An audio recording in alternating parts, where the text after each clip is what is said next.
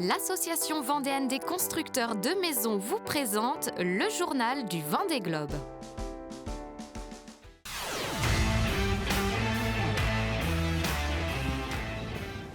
Le nom du vainqueur de la 10e édition du Vendée Globe sera connu la nuit prochaine, sauf avarie majeure de dernière minute. C'est bien Charlie Dalin sur son IMOCA Massif Santé Prévoyance qui sera le premier à franchir la ligne d'arrivée. Le skipper Havrais est attendu au Sables d'Olonne dans quelques heures, très tôt ce mardi, entre 3 et 7 heures du matin.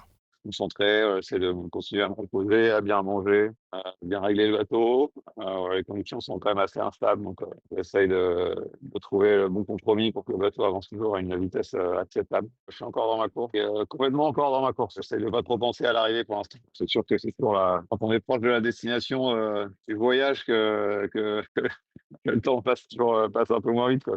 Comme quand on part en vacances, c'est toujours le dernier kilomètre le plus long, quoi.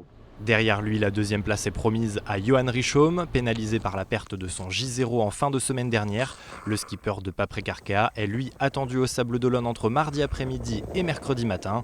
Le podium de cette 10e édition devrait être complété en milieu de semaine avec l'arrivée du troisième, Sébastien Simon. Le skipper de Groupe du Breuil qui navigue dans des conditions idéales au portant à l'est des Açores pourrait faire son retour au Sables d'Olonne vendredi 17 au matin. Pour l'arrivée, j'ai pas grand chose à jouer si ce n'est que préserver le bateau. Donc voilà, prendre du plaisir, essayer de se reposer quand je le peux. C'est le plaisir de naviguer dans des conditions comme ça là.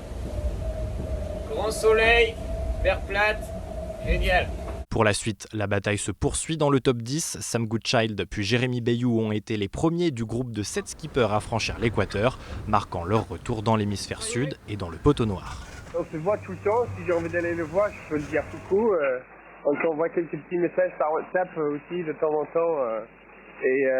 Oui, d'une manière c'est bien, d'une autre manière ça rajoute un peu de stress quand même parce que chaque erreur ou chaque fois qu'on dort un peu trop, qu'on récupère des voiles parfaits, on le paye tout de suite et on le voit tout de suite. Derrière le groupe de poursuivants, le trio Clarisse Kremer, Samantha Davis, Benjamin Dutreux poursuit sa remontée de l'Atlantique Sud dans des conditions toujours instables. Au final, j'avais pris le routage à l'est en me disant normalement je suis censé creuser un peu l'écart, donc ça m'arrange bien parce que dans les alizés, elle risque d'avoir des bolides qui vont un peu plus vite que le mien. Mais bon, au final, on se retrouve à égalité, donc c'est pas grave, ça va leur faire vacher. Enfin, le week-end a aussi été marqué par un nouvel abandon, celui d'Éric Bellion. Le skipper de Stenda Zwan Altavia a dû se résoudre à amarrer aux îles Malouines. En cause, malgré une réparation, l'axe qui tenait l'étai de son J2 a de nouveau cédé, un problème majeur pouvant entraîner la perte du mât. Je crois que c'est un des trucs les plus rock'n'roll que j'ai fait dans ma vie de marin, cette manœuvre. Je vais arriver avec des trains à 35 nœuds et là je pense qu'il y a 50 nœuds. On est à l'abri, le bateau est intègre, il n'y a personne de blessé. Vive la vie! Au 65e jour de course, Charlie Dalin se prépare donc à pulvériser le record du Vendée Globe établi par Armel Lecléache en un peu plus de 74 jours. Hormis le podium, les autres places du top 10 sont mouvantes. 200 000 séparent Sam Goodchild de 4e de Nicolas Luneven 7e. Dans la suite du classement, les positions restent resserrées. 6 skippers entre Romain Athanasio et Isabelle Yoshke se tiennent en un peu plus de 150 000. Tanguy le Turquet 21e et Konrad Coleman 22e ont pris leur distance sur le dernier groupe à avoir franchi le Cap Horn.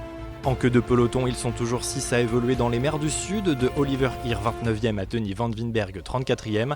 Fabrice Amédéo et Emmanuel Cousin se rapprochaient ces dernières heures d'une zone où plusieurs icebergs ont été signalés par la direction de course. Amarré à Port Stanley au Malouines, Éric Bellion attend désormais l'arrivée d'une partie de son équipe afin de réparer puis de repartir en mer pour boucler, hors course, son deuxième Vendée Globe. Bon allez, la bise à tous, ciao.